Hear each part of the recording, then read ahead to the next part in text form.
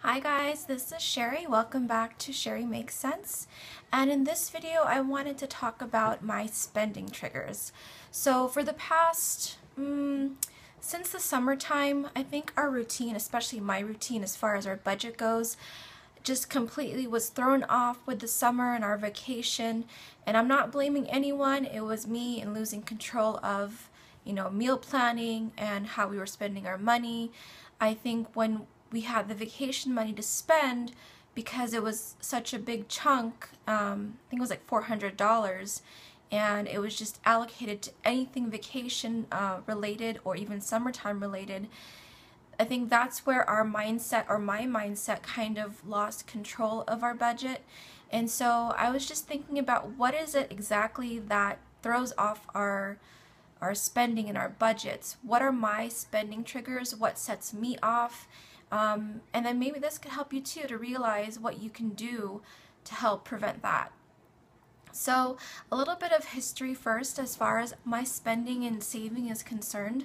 I feel like I'm right down the middle. I'm a spender and I'm a saver. I love to save money, but just as much I love to spend it. I'm really good at both of those things. If I have a goal in mind, I can really save up for it. And if I don't have a goal, I still want like stuff. Material things are material things. And unfortunately, it's everywhere with social media. You see things come up.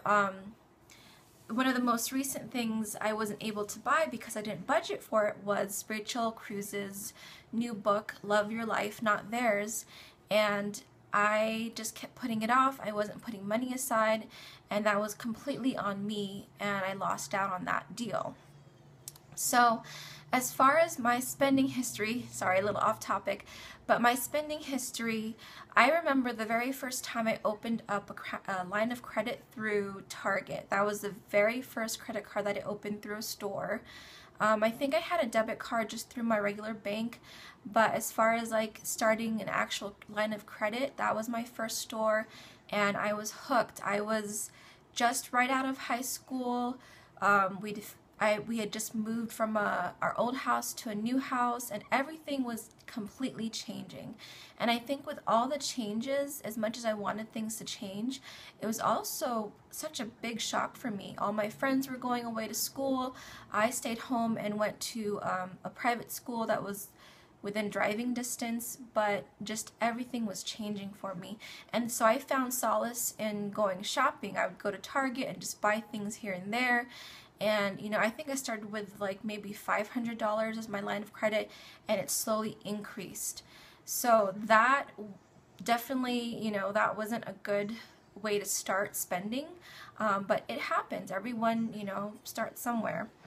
I also, like I said, I'm a really good saver too. I was able to put aside money right before I had my first daughter, before I had left work. I think I put a huge chunk, like $3,000 aside, but even that money, it didn't really have a job. And one of the quotes that my husband loves to quote now that we are more into Dave Ramsey is, every dollar needs a job. And unfortunately, even though we had that money saved, we didn't have it assigned to anything specific. So my spending triggers. I have 3 of them that I want to talk about specifically, and then kind of give you what my solutions are. But if you have any ideas too as far as how I could help avoid them, please let me know. Hopefully this also can help you avoid overspending when you don't really want to. So the first thing as far as my spending triggers goes is not having a budget and not being in control of your budget.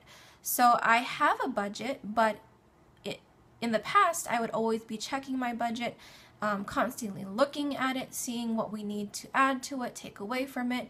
And the last couple of months, that just has not been the case.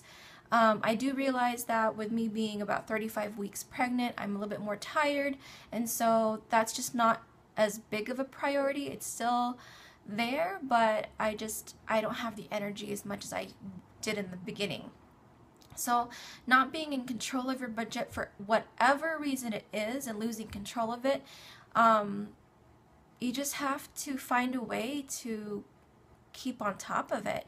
One of the things that I let slip, and that I know for sure is a reason why I've been bad about our budget is that because I think sometime in September I decided to start using our Sam's Club card more because we get reward points, or we get a percentage back anytime we spend on gas, I think restaurants, and any other purchases. So I thought in my head, okay, I'll just use the credit card on gas. And then I started adding groceries. And then, you know, once in a while I would want to go eat out for lunch with when I had my daughter and we were running errands and I was just tired. And so we'd buy lunch, and I would just, in my head I was like, okay, I'll pay it back when we get our eating out money. I'll pay it back when I have my personal money. And that stuff just started going on top of each other, and it was completely out of control. So I realized where I went wrong. I know that. And now that I do, I'm going to be not doing that. I'm not going to be using that as a reason to spend. So, and I also have to lean more on my accountability partner, on my spouse. I have not been so forthcoming with him as far as what I'm spending each time. He knows that I'm responsible for like the groceries and all the other household spending. But I should also include him on, you know, my triggers.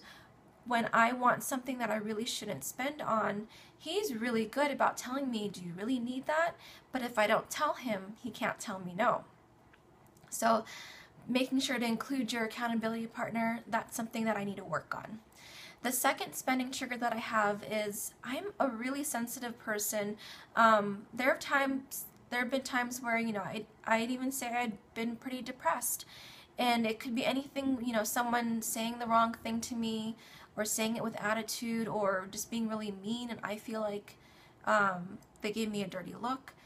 This morning we drove to my doctor's appointment, and on the way home, this lady just gave me a dirty look for whatever reason. Maybe she was having a bad day, and I took it personally. I, you know, was a little bit hurt. And for me, I have to realize that it's probably not about me. It has nothing to do with me. I was just there when she happened to have this bad look on her face. And so my solution for that lately has been to try to just realize that it's not going to be about me all the time, and to even pray for those people who lash out in whatever way that they lash out, whether it's using, you know, hurtful words, using a mean look or something. And even though it does hurt me, just praying for them and hoping that, you know, they can get over whatever situation that they're going through. The third thing is boredom and my routine. So a lot of the times when you're just not busy and you don't have a lot to do, or you're tired, you end up spending more money, unfortunately. I do still have urges to just run out to Target or wherever and just spend money, because I am not doing anything proactive. I don't have a hobby that I'm, you know, doing things with. I'm starting to. I've actually gotten back into sewing, and I've just started the bullet journaling, so that has helped. But also as far as routine. Now my routine did change in the summertime because I had family visiting, and my mom was completely helpful. She did a lot of the laundry and the cooking, but because she was doing the laundry and the cooking, I wasn't doing it. And so once she left, my whole routine just went out the window, and I still didn't want to do it after she left. So that was terrible for me. I think I have to realize the next time she comes to visit that I still have to be more active in the day-to-day chores, so that when she does leave again, it's not going to affect me in a negative way, and I don't get bored, and just my routine won't get thrown off. Because it does affect me. It affects me in the way that, you know, I don't meal plan as much. I don't buy groceries in a mindful way, and so we end up spending more money, unfortunately. I hope you enjoyed this video. It's very honest and open about my spending triggers and everything that I'm doing wrong. If you have any advice, or what are you doing also, what triggers you, and what are you doing to prevent that? Please leave comments down below, and I will see you guys in my next video. Thank you for watching. Bye.